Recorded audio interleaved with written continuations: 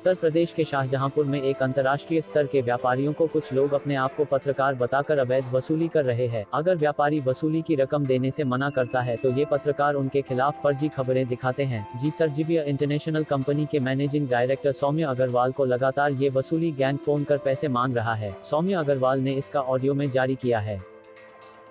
हाँ जी, हेलो। हाँ नमस्ते मैडम, शशांक बोल रहा हूँ। जी जी नमस्कार, कैसे हैं? ठीक है ठीक है ठीक है। अभी मैसेज देखा था, अभी ध्यान नहीं रख, कल सोचा था फोन करेंगे। जी जी, बात ही नहीं हो पाई। आपने परसों बोला था कि 5-6 बजे बात होगी, तो कुमार जी को नहीं, बोल दिया था। एक्चुअली बॉस नहीं थे यहाँ पर।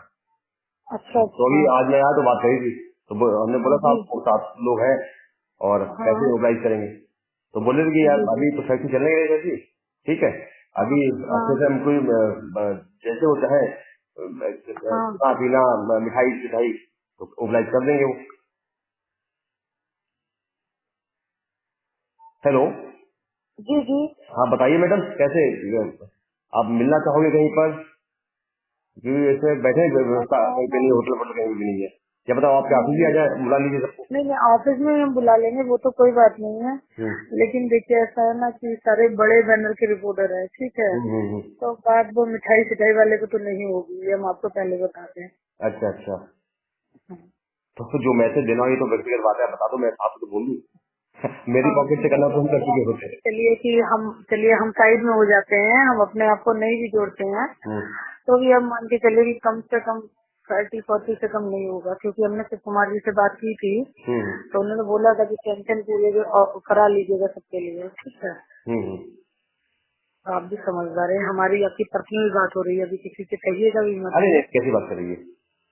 जी जी। 30-35 हजार का खर्चा आएगा।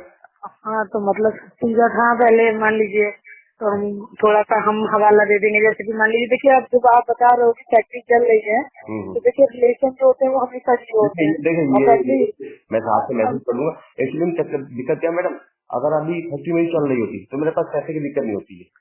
अब होता हाँ, वो तो हम समझ सकते हैं। फैक्ट्री बिल्कुल खाली पड़ी है।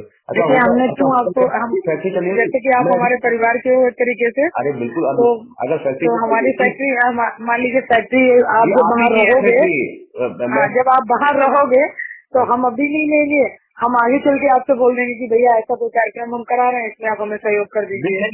फैक्ट्री अभी होता क्या मैडम, जैसे कि फैक्ट्री चल रही होती, यहाँ पे अकाउंटेंट होते, मुनीम होते, मैं कुछ नहीं बोलता, मैं साहब से बोलता सर मेरे को एक बार मार्केटिंग खर्च रही है, मैं 40,000 रुपए या 35,000 का बाउचर बनता, पास करा लेता पैसे लेकर के। अब सोचना है क्या, इसमें फैक्ट्री कोई बैठे ही नहीं है, मैं बाउचर पास कैसे कराऊं? और बाउचर पास तो जब उसमें पैसे रखे हुए अकाउंट में है। बस आप मैं ये मैसेज देता हूँ, ठीक है आपको, मैं अभी बॉस से बोल करके आपको रिवर्ट करता हूँ। आप ये बोलिएगा, सुनिए मेरी बात सुनिएगा। आप ये बात हमारी आपकी आप उनको बता दीजिएगा, सौम्य अग्रवाल जी को। चाहे तो आप अपने मोबाइल से करना कि उसको छुट्टी की बात आई थी, लेकिन जो हमारे रिलेटिव हैं उन्होंने अपनी तरफ से 40 कर दिया है, खुद ही कर दिया उन्होंने। अब बाकी आप जो कहोगे 2-4-5 हजार का और देख लिया जाएगा, कम करा दिया जाएगा। अरे नहीं देखेंगे। कुछ माह पूर्व से ये एक तथाकथित जो अपने आपको पत्रकार बताते हैं, उनका एक वसूली गैंग है, वो हमको परेशान कर रहा है। और पिछले 2 साल से तो वैसे परेशान कर रहे हैं, लेकिन 2 माह से ये हमको ज़्यादा परेशान कर रहे हैं। और इन्होंने हमको ये बोला है कि अपना उद्योग धंधा यहाँ से या तो चलाना है तो हमको वसूली दीजिए, अन्यथा आप यहाँ से उद्योग धंधा शिफ्ट कर लीजिए। ये लोग बात बात पर भ्रामक एवं मिथ्या, जो इसमें खबरों में सच्चाई नहीं है, वो खबरें चला करके, जिसमें शिव कुमार जो कि अपने को जी न्यूज़ का पत्रकार बताते हैं, और सुश्री शशांक शुक्ला जी जो अपने आप को इंडिया न्यूज़ की पत्रकार बताती हैं, और रोहित पांडे जी जो कि फेसबुक के अपने आप को पत्रकार बताते हैं। इनके अलावा 3 से 4 अन्य लोग जो इनके ग्रुप में हैं, ये सारे लोग मिल करके हमसे वसूली के लिए दबाव बनाते रहते हैं, जिसकी ऑडियो रिकॉर्डिंग मैंने आपको सब लोगों को भेजी हुई है। अगर किसी को नहीं मिली है तो कृपया करके मुझसे ले लें। किस वजह से आपको ब्लैकमेल कर रहे हैं, क्या वजह है? ये जो ब्लैकमेल कर रहे हैं, ये चाहते हैं कि यहाँ पे हम उद्योग धंधा चलाएं तो इनको पैसे दें हर महीने।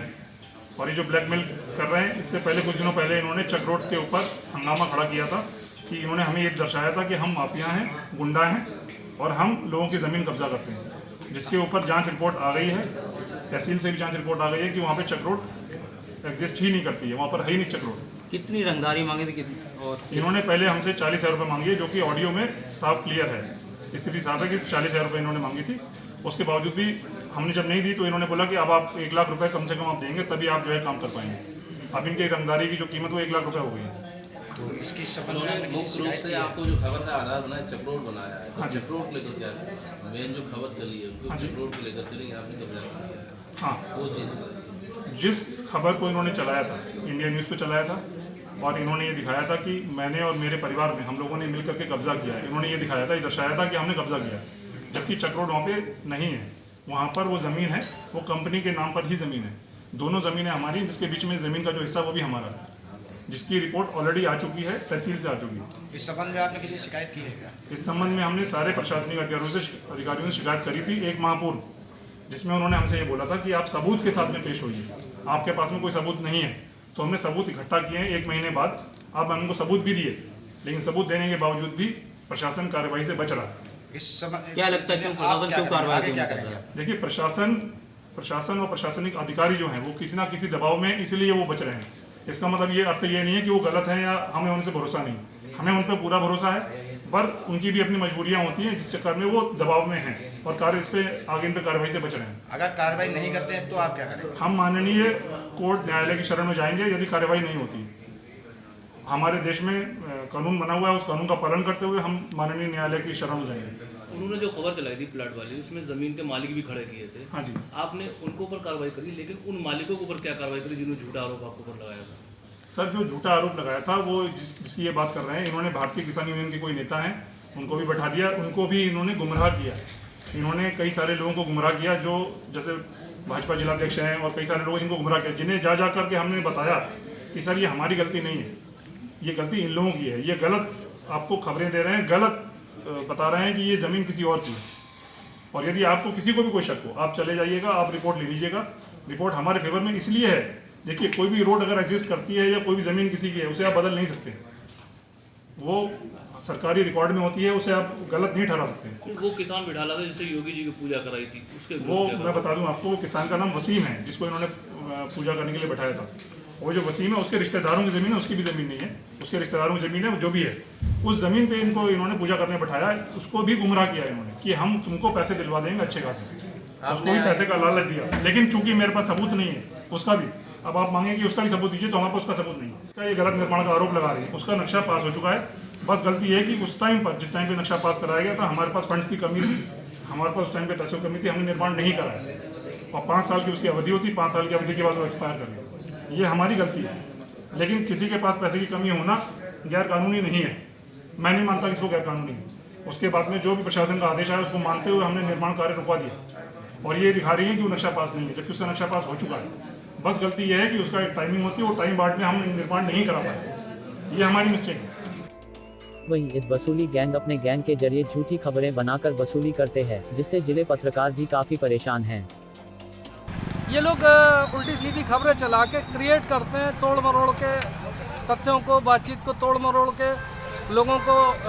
और अगर इनकी संपत्ति की जांच कराई जाए कि पिछले 10-15 साल में इनके संस्थानों ने क्या इन्हें दिया और इतनी संपत्ति इन्होंने आकुत संपत्ति कैसे बनाई। कई प्लाट हैं, मकान, घर छापा भी पड़ा था, किसी छापा भी पड़ा था। और इससे पहले उन्नाव सोना कांड में भी इनका नाम आया था, लेकिन प्रशासन पे ये दबाव बना के रखते हैं, इसलिए प्रशासन की छोटी मोटी चीज़ों को ये कैश कराते हैं और उनका सबका।